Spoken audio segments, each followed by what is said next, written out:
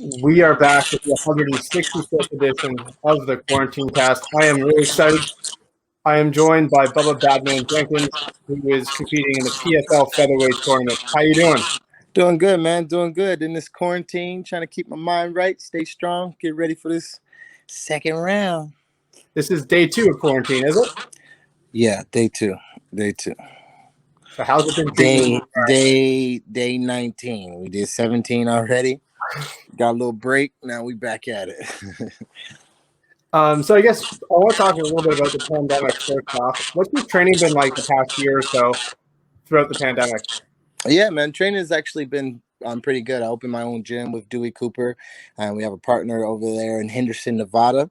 And as we have our own gym, have our own guys, and have our own things, it hasn't been the same story as everyone else having to find different places to train at and different things like that. So that's I've been blessed. But man, I've just been chopping wood, getting ready for the cold winter that any kind of fight brings, and making sure that I have enough fire.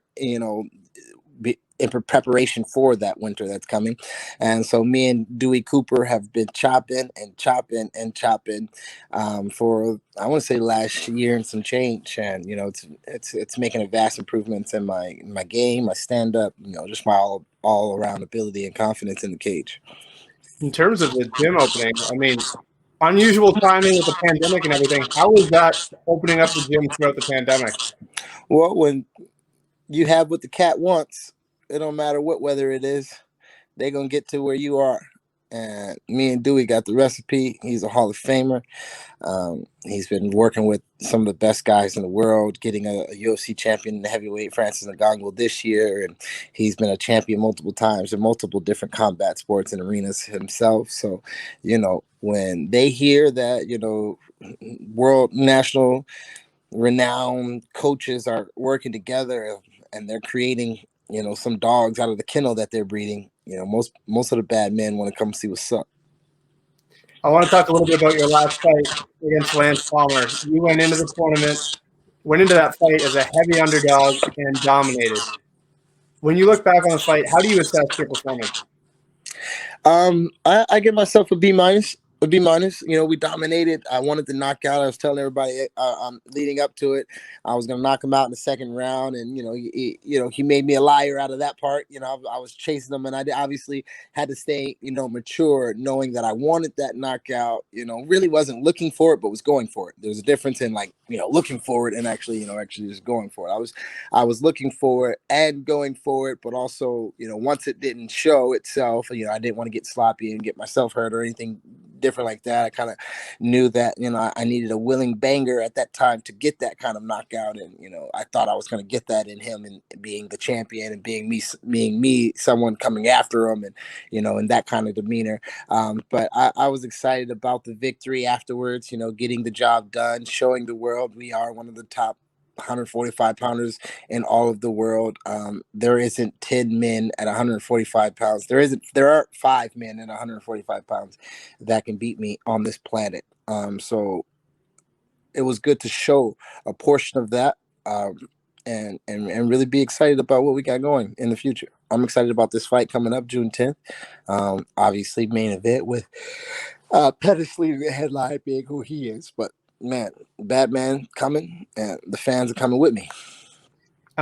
Speaking of the Palmer fight, you kind of, you kind of shrugged off the rivalry, but you guys did have some history dating back to your college days. Did it feel extra special knowing that you were the heavy underdog, you had beaten him before, and you got it done again? No, I wouldn't say it felt extra special, because me and Palmer have a good relationship. Like, if there was some animosity there, or if there was some real rivalry where we're talking trash and it was, ugly, then yeah, it would have been extra special in that case. But Palmer's a friend of mine. I know his wife, and I know his father, his brother. I know his family. So it was a little bit bittersweet. I didn't get to see him afterwards. I wanted to see him and pray with him and just be a friend to him again, because I had to go into a mindset and a place that we were not friends. I didn't look at him as anything but the next opponent trying to take food from my children and off my table and off my opportunities and things like that. But after the fight game is done, after we, say our hellos and our goodbyes, the reality is we're all humans, and we all love, we all hurt, we all, go through different things. And so it doesn't put any extra umph on it, because he is a friend of mine. You had a long layoff after that fight. Now you've got a turnaround. You're fighting Bobby Moffett on June 10th. Thoughts on the matchup? I don't know much about Bobby. I think I saw him once or twice earlier in my career, as he was making a little bit noise in the beginning part of the UFC thing. But I just hope he stays respectful. Let's make it an MMA fight, and let's do. You got a great opportunity here, and it kind of throws me off thinking I was going to get someone else, and I have a new tough opponent, but just keep it respectful. If he trust me, he wants to see Bubba. He don't want to see the bad man. He keep it cool, and he's grateful for the opportunity, and he's coming here to give his best foot forward and all that good stuff. Then we go out and we compete. If he talks crazy and slanders me, I'm gonna hurt that man. He can't. He don't have enough mind. Let's just say, just keep it cool. I like that. One of the things that's different with PFL, opposed to the other organizations you competed in, is the format. Mhm. Do you feel like there's extra need to get a finish here? Because it's possible that 6 points isn't going to be enough to qualify for the playoffs. Yeah. I like the format. I win the moments. I'm not really worried about the round or the thing. I try to win the moments. I try to stay in every little thing that I am in. If I'm, got a guy on my leg, I'm not really thinking, oh, I've won the round, go ahead and give up the takedown. You got a guy on my leg, I'm fighting that off and fighting off the punches and fighting off everything that I have at every moment that I run into. So, with the format being the way it is, I'm just going to continue to focus on me. If there's that moment to do what I do, I'm gonna be me. It'd be real weird for me to have beaten the champion in dominating fashion, then have gotten another win at 2-0, and not have been allowed into the finals or anything like that. I took a pay cut doing what I did. They have given people millions of dollars. Well, listen, correction.